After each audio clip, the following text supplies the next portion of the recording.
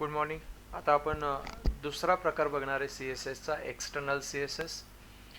C S एसचं काम एकच आहे, स्टायलिंग प्रोव्हाइड करणं. फक्त कधी वापर करायचा याच्यावरून हे प्रकार पडत गेलेले आहेत.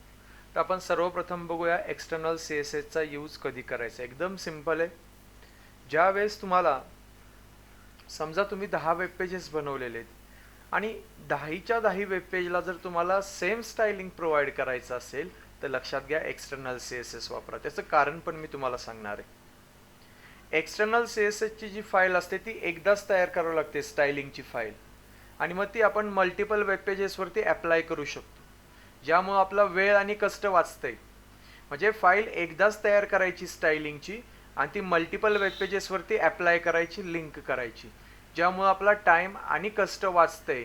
म्हणून लक्षात घ्या external C S S better than internal C S S. External C S एसचा वापर आपण कधी करायचा असतो, फक्त लक्षात घ्या, when we have to provide a same styling to a multiple web pages in a website use a external css. का त्याचा रिझन पण मी तुम्हाला सांगितलं. एक्सटर्नल सी एस एस जी असते, जी एकदाच तयार केली जाते आणि मग ती मल्टिपल वेब पेजेसवरती आपण अप्लाय करू शकतो, ज्यामुळं आपला वेळ आणि कष्ट लक्षात घ्या वाचतं. म्हणून एक्सटर्नल सी एस एसचा वापर करतात.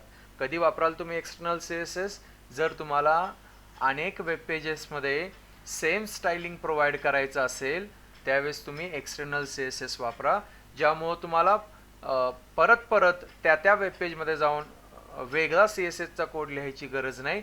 कोड एकदाच लिहा आणि काय करा, तुम्ही त्या ठिकाणी मल्टिपल वेब पेजेसवरती तो लिंक करा, अप्लाय करा, ज्यामुळं आपला वेळ आणि काळ वाचणारे, कष्ट वाचणारे.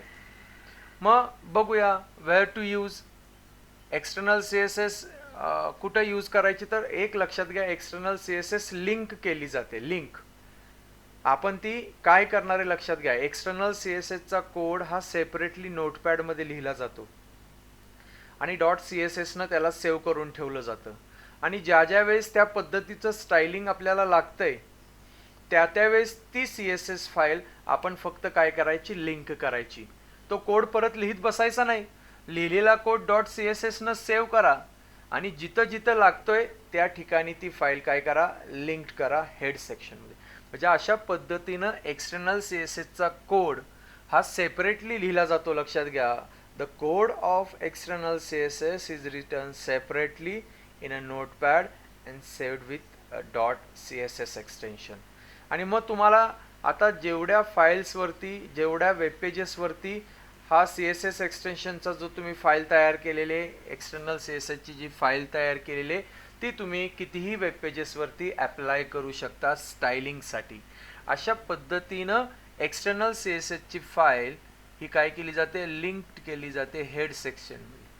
कोणाच्या हेड सेक्शनमध्ये? ज्या वेब पेजवरती आपल्याला ती सी एस एस अप्लाय करायची त्याच्या हेड सेक्शनमध्ये जाऊन ती लिंक केली जाते. आता आपल्याला सगळ्यात महत्त्वाचा मुद्दा काय की लिंक करायचे. मग लक्षात घ्या टॅग कोणती. तर लक्षात घ्या या ठिकाणी सगळ्यांनी की आपल्याला ज्यावेळेस एक्सटर्नल सी एस एस वापरायचे असते त्यावेळेस ती external C S S link करावे लागते. And to link external CSS to a web page, link tag is used.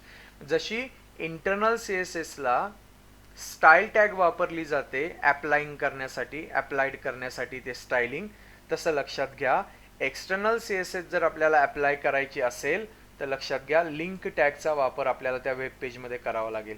इथं लिहिलंय बघा, link tag is used to apply external CSS for styling in a web page. External C S एसचा वापर स्टायलिंगसाठी जर आपल्याला करायचा असेल एखाद्या वेब पेजमध्ये तर त्या वेब पेजच्या हेड सेक्शनमध्ये तुम्हाला लिंक टॅग वापरावे लागेल. हे लिंक टॅग काय करते, external C S S file link करते आणि एकदा का ती लिंक झाली की लक्षात घ्या त्या वेब पेजवरती ती अप्लाय होणार. म्हणजे अशा पद्धतीनं लक्षात घ्या लिंक टॅगचा वापर करून आपण तयार केलेली external C S S file स्टायलिंगसाठी कुठल्याही वेब पेजमध्ये वापरू शकतो. हे लक्षात घ्या सगळ्यांनी.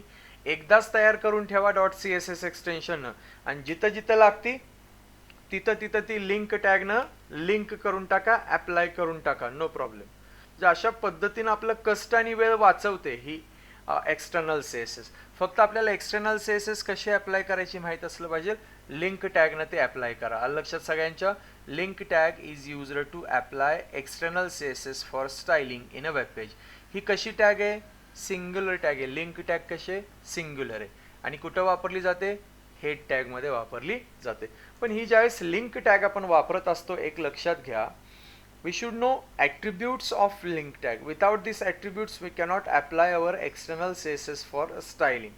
हे attributes जर आपल्याला माहित नसतील तर आपली external CSS ची फाईल आपण लिंक करू शकत नाही, स्टायलिंगसाठी अप्लाय करू शकत नाही. म्हणून ॲट्रिब्यूट शिकणं गरजेचं आहे. पहिलं ॲट्रिब्यूट जे आपल्या ओळखीचं आहे, HRF ॲट्रिब्यूट. या HRF ॲट्रिब्यूटचा वापर कशासाठी केला जातो तर लक्षात घ्या, इट इज सो सिम्पल.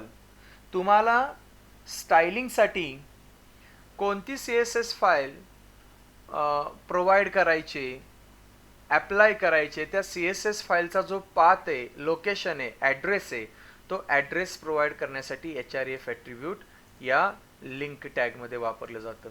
हे लक्षात घ्या सगळ्यांनी. अतिशय आलं लक्षात की HRF ॲट्रिब्यूट कशासाठी वापरतात? Provide a path to external CSS file. हे लक्षात घ्या सगळ्यांनी. HRF ॲट्रिब्यूटचा उपयोग आपल्याला व्यवस्थित समजला पाहिजे. HRF attribute is used to provide the path of external CSS file to be used for styling of web page. या ठिकाणी बघा कोडमध्ये, या ठिकाणी लिंक टॅग, HRF ॲट्रिब्यूट आणि मी कोणती फाईल लिंक केलेली, c1.css ही जी मी तयार करून ठेवलेली. म्हणजे अशा पद्धतीने तुम्हाला कोणती एक्सटर्नल CSS फाईल स्टायलिंगसाठी अप्लाय करायचे, तिचा पाथ प्रोव्हाइड करण्यासाठी HRF ॲट्रिब्यूटचा वापर केला जातो. दुसरं ॲट्रिब्यूट खूप महत्त्वाचं आहे, REL. REL stands for relationship. एक लक्षात घ्या, तुमचं वेब पेज आणि तुमची CSS फाईल यामध्ये नातं कोणतं हे डिफाईन करावं लागेल, अदरवाईज काही घडणार नाही, काही कुठल्याही प्रकारचं स्टायलिंग प्रोव्हाइड होणार नाही. And to define the relationship between web page and CSS file, REL attribute is used. आणि हे नातं कोणतं आहे तर हे नातं काय सांगतं बघा, CSS ही वेब पेजची स्टाईल शीट लागते. CSS ही वेब पेजची कोण लागते? स्टाईल शीट लागते. मग ते नातं आपल्याला डिफाईन करावं लागेल REL ॲट्रिब्यूटचा वापर करून. REL is equal to style sheet, एवढंच लिहायचं. अशा पद्धतीनं रिलेशनशिप सेट केल्याशिवाय ती CSS त्या वेब पेजवरती अप्लाय होत नाही. ही दोन ॲट्रिब्यूट खूप महत्त्वाचे आहेत आणि कंपल्सरी आहेत लिंक टॅगची. एक CSS फाईलचा पाथ प्रोव्हाइड करायला जे आपण स्टायलिंगसाठी वापरणार आहे, आणि दुसरं CSS फाईलमध्ये आणि आपल्या वेब पेजमध्ये नक्की कोणत्या प्रकारची रिलेशनशिप आहे ते सांगायला, तर REL is equal to style sheet अशा पद्धतीने. तिसरं कंपल्सरी नाही आहे टाईप ॲट्रिब्यूट. आपण जी CSS ची फाईल बनवतोय तिचा टाईप कोणता आहे तर टाईप दोन प्रकारचा असू शकतो. एक टेक्स्ट फाईल असते, नोटपॅडमध्ये तयार करतोय आणि .css न सेव्ह करतोय म्हणून .css. अशा पद्धतीनं लक्षात घ्या, लिंक टॅगचा वापर करून आपण आपली फाईल काय करू शकतो, CSS फाईल एखाद्या वेब पेजमध्ये लिंक करून त्याचं स्टायलिंग त्या ठिकाणी अप्लाय करू शकतो. एक लक्षात घ्या, एक्सटर्नल CSS का वापरतात तर आपलं वेळ आणि कष्ट वाचतंय, त्यामुळं सेव्ह होतंय. कसं की जिथं आपल्याला अनेक फाईलमध्ये जाऊन तोच कोड लिहायचा आहे, तोच CSS चा कोड एकदाच सेपरेट फाईलमध्ये लिहून .css न सेव्ह करा आणि जिथं लागतोय तिथं ज्या वेब पेजला स्टायलिंग ते प्रोव्हाइड करायचंय सेम त्या ठिकाणी लिंक टॅगचा वापर करून तो काय करा, लिंक करा. अशा पद्धतीनं एक्सटर्नल CSS चा वापर हा मल्टिपल वेब पेजला सेम स्टायलिंग प्रोव्हाइड करण्यासाठी केला जातो, ज्यामुळं आपल्याला कोड लिहायची जी तसदी आहे ती कमी होते, कष्ट कमी होतं, वेळ वाचतो. आलं लक्षात सगळ्यांच्या एक्सटर्नल CSS. तर आपण तो आता नेक्स्ट पार्टमध्ये प्रोग्राम बघणार आहे. प्रोग्रामच्या साह्याने एक्सटर्नल CSS पाहणार आहे. काही फरक नाही इंटरनल एक्सटर्नलमध्ये, कोड तसाच राहतो, फक्त वापरायची पद्धत, अप्लाय करायची पद्धत बदलते. ते आपण आता प्रोग्राममध्ये पाहणार आहोत. तर या ठिकाणी आपण थांबूयात.